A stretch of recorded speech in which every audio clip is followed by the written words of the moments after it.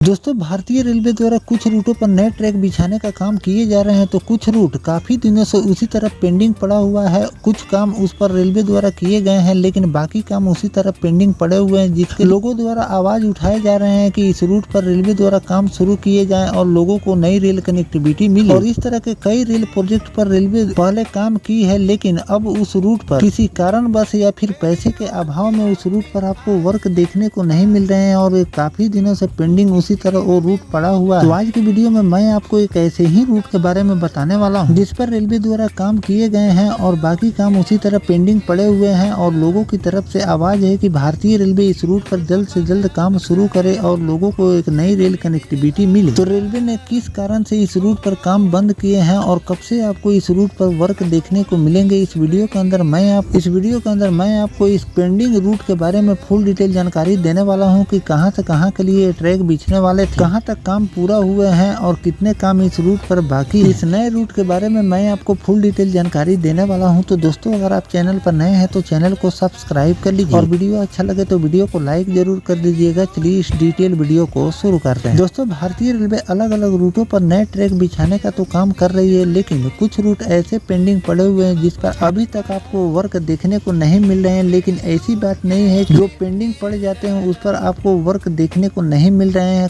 कई ऐसे रूट के बारे में मैंने आपको जानकारी दी है जो कि 20 साल से लेकर 40 साल पुराने रूट पर रेलवे द्वारा वर्क शुरू कर दिए गए हैं और उस रूट पर रेलवे द्वारा काम किए जा रहे हैं और बहुत जल्द लोगों को नई रेल कनेक्टिविटी भारतीय रेलवे देने वाली है। कुछ ऐसे पेच होते हैं जिसके कारण भारतीय रेलवे उस रूट पर वर्क शुरू नहीं कर सकती है, जैसे पैसे के अभाव या फिर राज्य सरकार सहयोग न देना। इन सभी कारणों के चलते या फिर ट्रैक अगर किसी जंगल के रास्ते निकल रही है और नो ऑब्जेक्शन नहीं मिलने के कारण भी वो रूट, कई ऐसे रूट है जो कि पेंडिंग पड़ जाते हैं। तो जो भी पेंडिंग रूट होते हैं उसके निम्नलिखित कारण देखे जाते हैं कि किन किन कारणों के चलते ये रूट पेंडिंग पड़ा हुआ है। तो चलिए इस रिपोर्ट के आधार पर जानते हैं कि इस पेंडिंग रूट पर कब से भारतीय रेलवे वर्क शुरू करने वाली है। दोस्तों, रेलवे के महत्वाकांक्षी मननपुर बरियारपुर नई रेलखंड परियोजना को बंद किए जाने की सूचना सामने आने के बाद लखीसराय, जमुई और मुंगेर जिले के लोगों में निराशा का माहौल है। जानकारी के अनुसार इस संबंध में सूचना के अधिकार RTI के तहत मांगी गई जानकारी में परियोजना की स्थिति का उल्लेख किया गया। इसके बाद क्षेत्र में इसे दोबारा शुरू करने की मांग तेज हो गई। चानन, बरहट, लक्ष्मीपुर और हवेली खड़गपुर क्षेत्र के लोगों का कहना है कि यह रेल परियोजना लाखों लोगों के लिए विकास नई राह खोल सकती थी। उनका मानना है कि यदि मननपुर बरियारपुर रेलखंड का निर्माण होता तो प्रस्तावित बांका तारापुर जमुई नवादा रेल परियोजना इसका बेहतर संपर्क स्थापित हो जाए। इससे किऊल, मननपुर, हवेली, खड़गपुर, तारापुर, बरियारपुर और बांका जैसे क्षेत्र को सीधा रेल नेटवर्क मिलने की संभावना थी। स्थानीय लोगों ने जमुई और मुंगेर लोकसभा क्षेत्र के सांसद से परियोजना को पुनः स्वीकृति दिलाने